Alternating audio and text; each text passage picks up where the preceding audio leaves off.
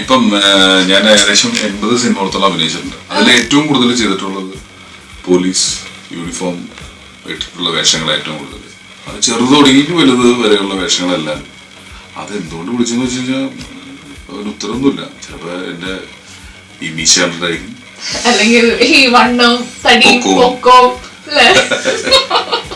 ഇതിൽ കൂടുതൽ കംഫർട്ടബിൾ ആയത് ഗുണ്ട ചെയ്യാനാണോ അതോ പോലീസ് ചെയ്യാനാണോ? രണ്ടും നമുക്ക് ആവാൻ ആഗ്രഹമുള്ള കാര്യങ്ങളാണ്. രണ്ടിനും നല്ല ഗട്സ് വേണം. എനിക്കത് ഇല്ലാത്തതുകൊണ്ട് അതിന്റെ ഒരു ഗുണ്ടയായി കഴിഞ്ഞാലും ശരിയാ, നല്ല കുറച്ച് പേടിയൊക്കെ ഉള്ളതാണെങ്കിൽ ഇടിക്കാൻ പോകുന്ന നല്ലതാ. രണ്ടായാലും ഇടി കൊടുക്കാം. അപ്പൊ പിന്നെ ഒരാണെങ്കിൽ ഇഷ്ടപ്പെടുന്ന പരിപാടിയല്ലേ. പക്ഷെ രണ്ടാണെങ്കിലും ഇടി കൊള്ളുകയും ചെയ്യാം എന്നുള്ളതുണ്ട്. നമ്മൾ ആ ടൈപ്പ് ആൾക്കാരല്ല, കൊടുത്തുള്ളൂ. ഇല്ല, ഇപ്പൊ ഇടി എന്ന് പറഞ്ഞ സിനിമയിൽ ഒരു ഒന്നാന്തരം ഗുണ്ടയാണല്ലോ വാസ്കോ ഗുണ്ട.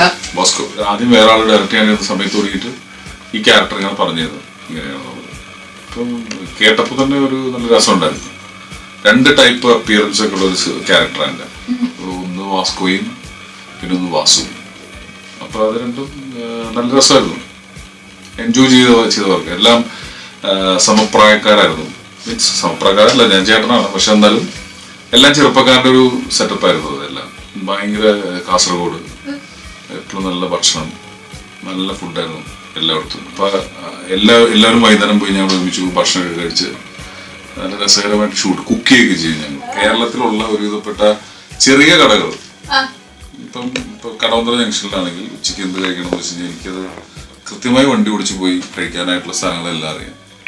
ഇപ്പം അത് ഒരുവിധം ഏകദേശം കാസർഗോഡ് വരെയുള്ള സ്ഥലങ്ങളിലും തിരിച്ചങ്ങോട്ടും അറിയാം. ഇപ്പൊ നമ്മുടെ സുഹൃത്തുക്കൾക്ക് സിനിമയിലുള്ളവരൊക്കെ എന്നെ വിളിച്ചു ചോദിക്കും, എടാ ഈ ഭാഗത്ത് ഏതാ ചെറിയ കടകളുള്ളത്? അത് എന്തോ നമ്മുടെ കയ്യിൽ ഇങ്ങനെയുള്ള കടകളൊന്നും പെടും.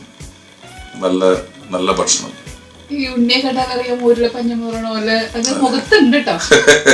ശരിക്കും തിന്നുണ്ടാക്കിയ തടി തന്നെ അത്, ഒരിക്കലും അല്ല. എന്റെ അടുത്ത് ഒരാളെന്ന് പറഞ്ഞാലേ പുള്ളിയുടെ വയറ് ഇപ്പൊ മുന്നൂത്തി വീഴുന്നുള്ള ലെവലിൽ നിൽക്കുക.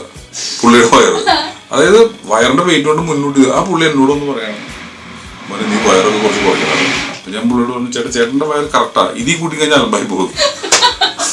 ആളുടെ വയറ് കാല് കാണാൻ പറ്റില്ല, അതുപോലത്തെ വയറ്. ആ പുള്ളി വന്നിട്ട് എന്നെ ഉപദേശിക്കുന്നു. നമസ്കാരം, ഞാൻ ജോജു. ഈ ആഴ്ച സ്പോട്ട് ലൈറ്റിൽ ഞാനും ഉണ്ട് ശാലിനിക്കൊപ്പം.